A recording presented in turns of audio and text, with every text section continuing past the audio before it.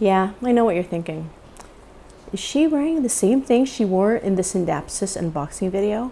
Yes, I am. Because it was a double unboxing day. We had so much plant mail that day. So yeah, just come along and be happy for me, okay?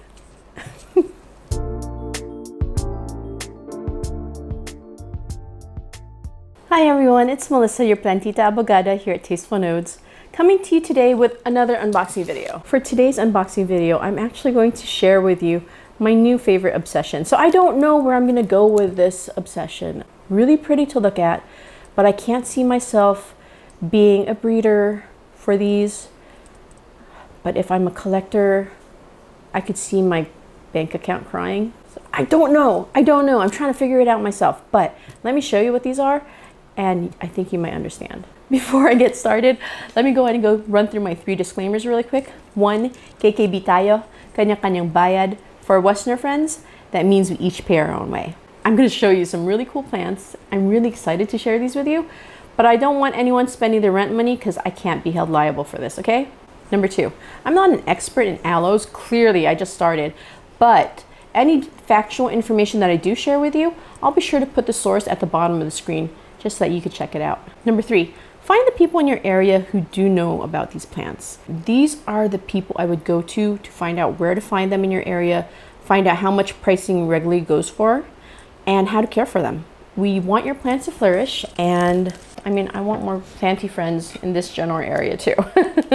This is from one of my 2 favorite aloe hybridizers in the Philippines. This is from Belfiore. The box got misrouted and sent elsewhere, and I've been waiting for it wordly, but invoice. You might want to check them out. Their name is Belfiore, and they are on Facebook. And ooh, look at that! It's like unwrapping a luxury purse. And I got that nice tissue, got some cotton, and a lot of cotton, and more cotton. So give me a second here. Oh, okay. I got a pot. And I've got 1 aloe here. See that green tag? Very cool. Silica to keep everything dry. Oh, I've got a red tag.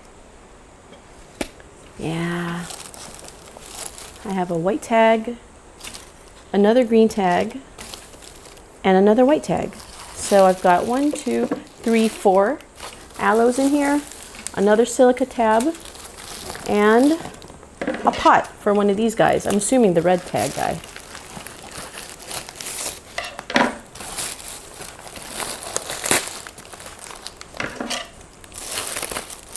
The thing with our aloes here in the Philippines, and let me tell you this right now. I was talking to my other favorite aloe seller, collector, hybridizer, and she was saying that it's hard to register plants here. There's a whole process that you have to go through.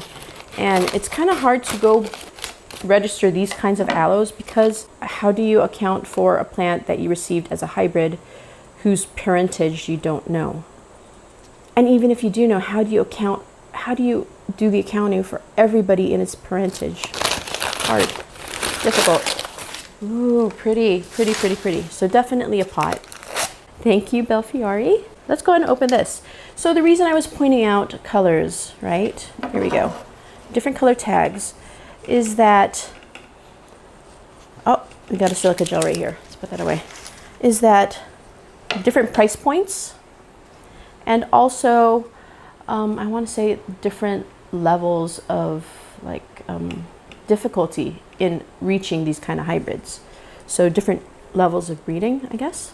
I'll show you what I mean in just a second. All of their aloes are gorgeous. Clearly, because, I mean, why would I choose something that has a white tag if I didn't think it was gorgeous, right? Because those are like the cheapest option, are the white tags. I'll go ahead and compare a red and a green and a white tag just so that you can see the difference. One thing I wanted to mention about these guys is that these, what a mess. These are not the aloes you know growing up, okay? These are compact.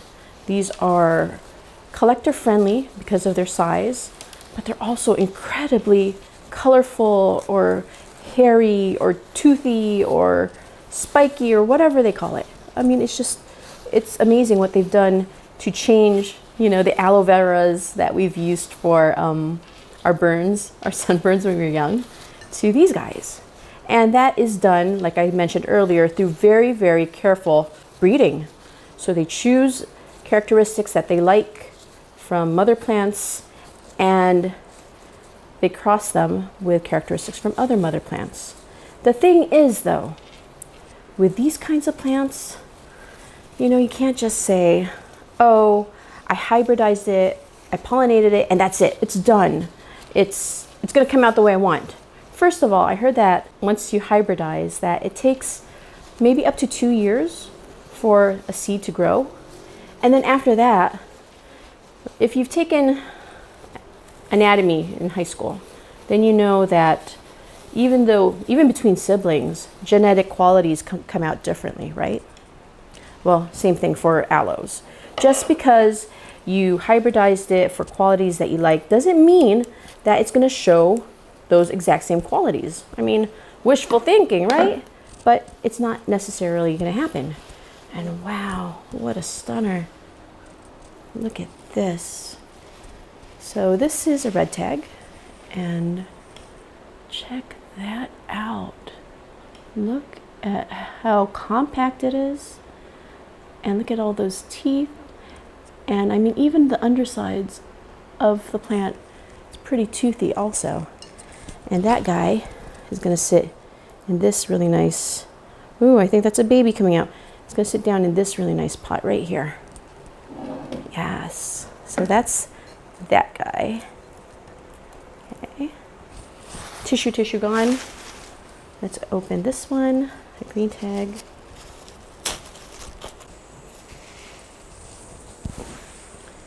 This is lovely too. This is a green tag aloe from Belfiore. And I see I've got a couple of babies here, but check that out.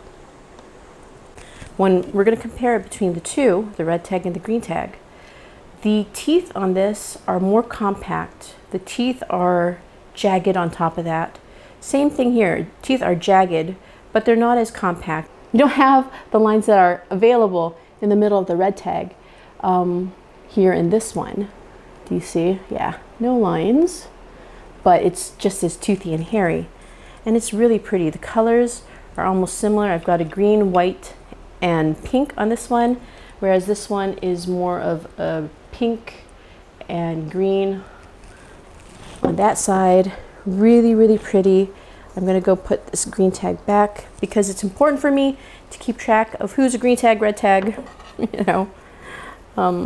If I ever decide that I don't have enough space and I might need to propagate things, then I might as well keep good records, because Belfiore provided some really good recording on their end. Green tag number 2. We're filming inside today because it's really hot outside and the AC just can't handle it. It's just so wicked hot. I first got turned on to this trend when I was in the US and I saw a designer aloe at Home Depot, and it was called a Aloe Krakatoa, and it was so different from the aloe vera I remember as a child. I found one here in the Philippines and I bought it. It's outside somewhere, but the leaves go upright. It's tiny, very toothy, really pretty. And I'll probably make an aloe collection video someday just because I have so many. But here's the other green tag, and see how dark that one is compared to the other green tag. Yeah, really pretty. So again, the trend here in the Philippines is either like a wide kind of leaf, really compact still, or a wavier kind of leaf, kind of like, think Patrick Star, like starfish, right? Or like a curly type leaf, a leaf that curls in on itself on the sides. As you see right here, it curls in like that. But what they all have in common is that they're all compact. And I asked my friend Merbs about this before. I was like, so does anybody make giant hybrids? Because I got a lot of space here and I love giant plants, I do. She's like, yeah, you know, the very first hybrids used to be giants, pretty big compared to the sizes that we have now. And I was like, oh, really? And she's like, yeah, but the trend, it seems, in collecting designer aloes is that smaller is better. And I guess if you're collecting hundreds of these, because if you check their pages out, Prickly Beauty or Belfiore with Claire, they are always in demand. Like, they've got plants for sale all the time, and they are nonstop planting as well. So they've got plants going into the ground as seed. They've got plants that are ready to be sold. They've got plants at all stages of life. So they are releasing a whole bunch of plants, and people are buying. So if people are buying, these collectors got to have either a lot of space or are maximizing their space by collecting smaller plants. Hence the trend that seems to be taking place, which is smaller aloes. Now, after I unwrap these guys, and after this video actually, I will be planting them in their own little pots. I've got some really cute pots that I'm really excited to put these guys in. I saw them, I'm like, okay, that's where they're gonna go. And the pots arrived last week. But after potting, it's important for aloes especially. Check this out. Green. Here we go. A white label versus a green label. There we go. See it? Pretty. The teeth are quite noticeable. So that's a trend, right? And then versus a red label, the quality is just completely different. But I buy what I like. I buy what's interesting to me. And this is interesting. The teeth in the middle seem almost like lines, like the red tag.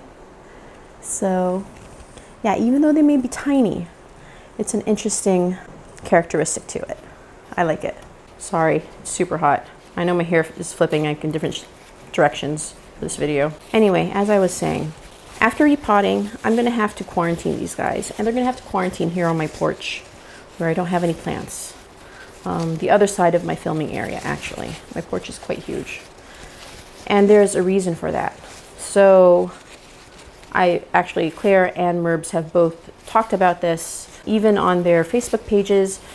Merbs is at Prickly Beauties, and Claire, who I got these aloes from, is from Belfiore.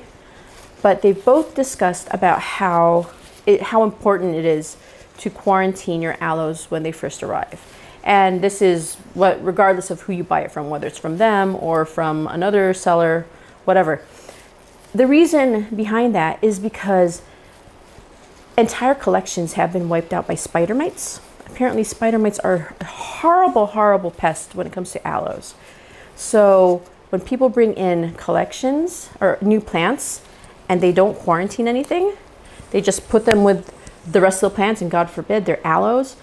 Aloes get spider mites, and it's really, really hard to treat, and entire collections are wiped out. So these collector sellers, Merbs and Claire, actually practice quarantining with their very own plants as well.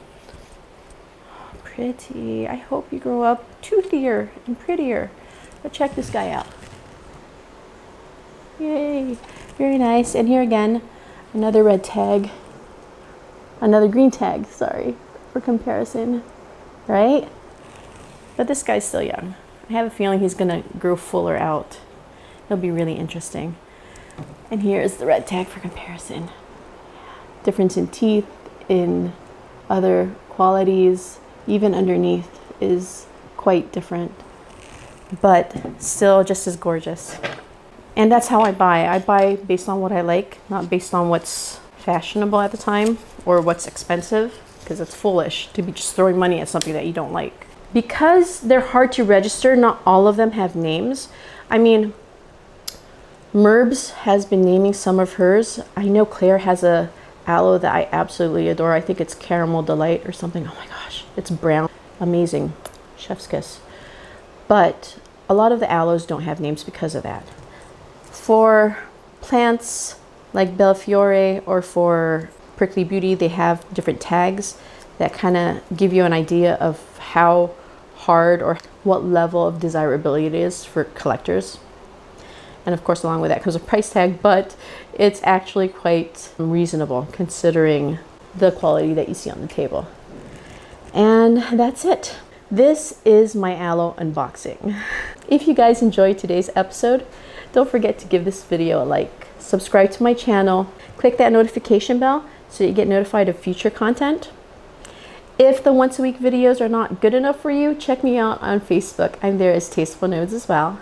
And then finally, if you just need to look at pretty pictures before you go to bed, check me out on Instagram. I'm there as Tasteful Nodes also. Okay friends, until next time, sa uulitin, keep your nodes classy and tasteful. Bye.